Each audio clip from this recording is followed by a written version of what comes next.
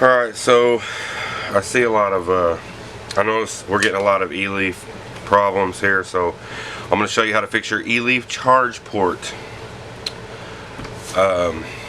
It's an issue on the 30s and the 20s. So we're going to go ahead and I'm going to show you how to disassemble one. They're not super simple to mess with, and they are also not I'm just going to go ahead and tell you it's not the easiest thing in the world to do. So with that being said, I'll go ahead and start taking this 20 apart. Now when I start taking this 20 apart, I'm also going to show you some other little tricks that you're gonna need to know. One of those is being that getting this thing apart is not super simple, because the main thing to understand is that the buttons, the way they have configured them, is in such a manner that it'll tear the buttons right off of it if you're not careful. So we'll have a look at that in just a second. Now you can unsolder this top piece. I do not, because I do so many of these for a company here in town that we just this one in particular I've already had apart, so I think I'm actually going to stop taking this one apart, because I know the charge port in it is still in it, because I already repaired it. And I'm going to take this one apart.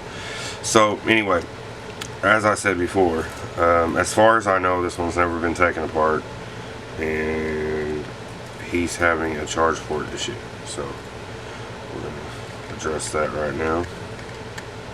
This is the Istick 30, the newer one, but now I want you to understand the difference between the 20 and the 30 is just that one goes up to 20 and one goes up to 30. As you can see, the bottom plate just pops right off of there.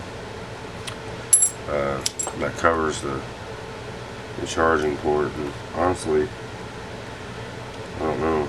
I'm gonna have to really look at this, because it appears that his charging port is intact, which surprises me. I need to get a charger over here. I need to get a charger over here and test this thing out before I really go taking it apart too much. I don't. Another thing I can show you real quick while I got your attention. The way to fix these is just to pull them apart, and that's when your top pin here gets either pushed down in there. Do not go digging at this thing with a screwdriver, because if you do, you will you'll rip the button clean off of it. If you see this little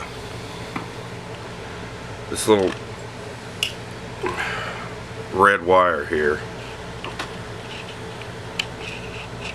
and you look down in there, you can see that it's kind of hard for you to see. Anyway, the little pin will get pushed down in there. All you gotta do is open this up and stick it back where it goes. It takes a screwdriver to pop the top off, okay? Instead of digging at it with a screwdriver, do not dig at this with a screwdriver. That's your warning, because I'm telling you, it ain't gonna end well. You're gonna knock the button off and it's gonna be useless. So after having said that, I'm gonna check this for see if it charges. I don't know how many milliamps you know. Milliamps. It's a regular one, mine that I use for my AC.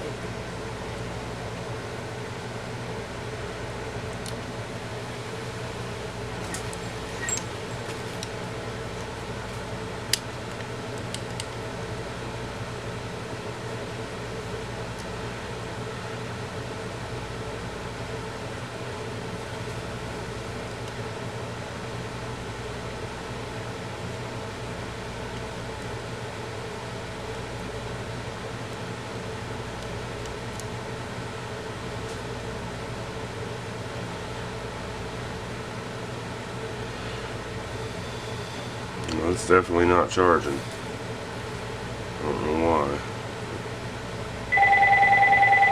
We'll check it out. Okay, so anyway, here's how you get them apart. You have to turn this, and it has to go around. So It's really quite the ridiculous process. So you have to get it turned just right, and you stick it up in there because it has to go around. Now on the way out, there's one button you really gotta be careful of. That's up in here. It will tear it right off of the board. So it's your up button.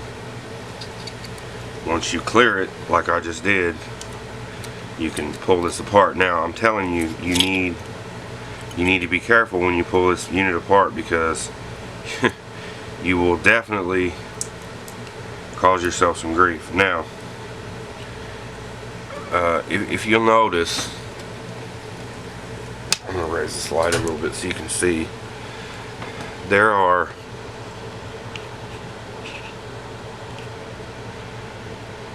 There's some connections right here. Okay, all of these connections have to be unsoldered, and then again on the other side they do as well. So I don't know how well you can see them, but looks like you can see them pretty well. I'm trying to focus for you. There they are, and there they are on the other side. So again, all of these connections have to be unsoldered, and these two connections have to be unsoldered as well. As you can see, open, it does still work and tell you that there's no atomizer attached to it. Now, I'm not sure why this guy's isn't charging, but we're gonna have a quick look at it and find out, and